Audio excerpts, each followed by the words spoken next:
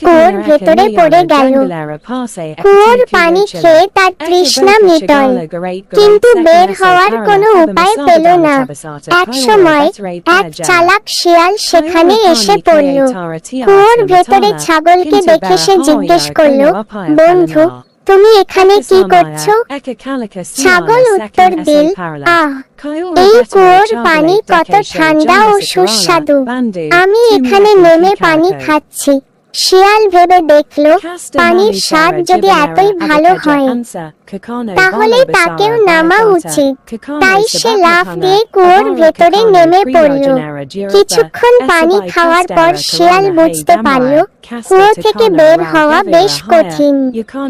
তখন সে তার বুদ্ধি খাটিয়ে ছাগলকে বলল, বন্ধু, যদি তুমি তোমার দুই পা দিয়ে শক্ত হয়ে দাঁড়াও এবং আমি তোমার পিঠে চড়ে উপরে উঠি, তাহলে আমি বের হয়ে যেতে পারবো।